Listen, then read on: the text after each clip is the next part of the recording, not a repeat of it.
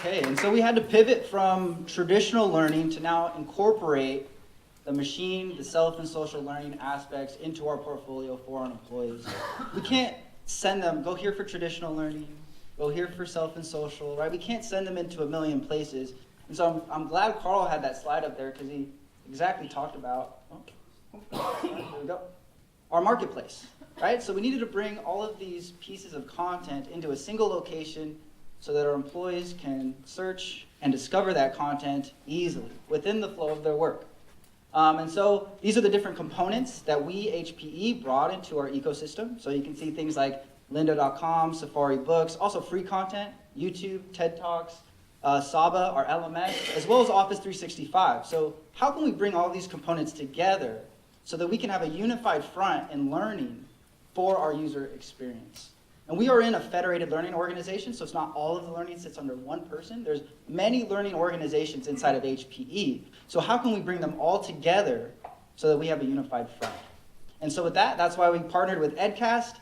And the one question that employees would ask me, why would I go to EdCast's instead of Google?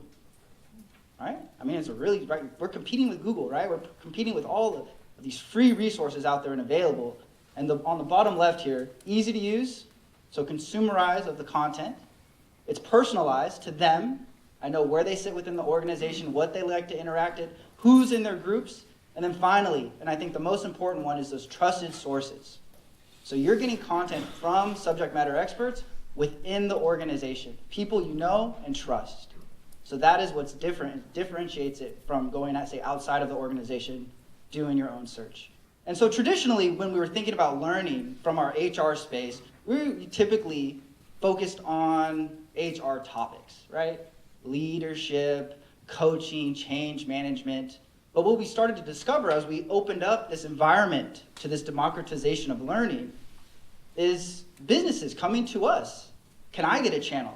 Can I create a community? I have subject matter experts. I have something to share. They didn't have a place to go before. Everything was stored on a SharePoint, on a hard drive, done through email.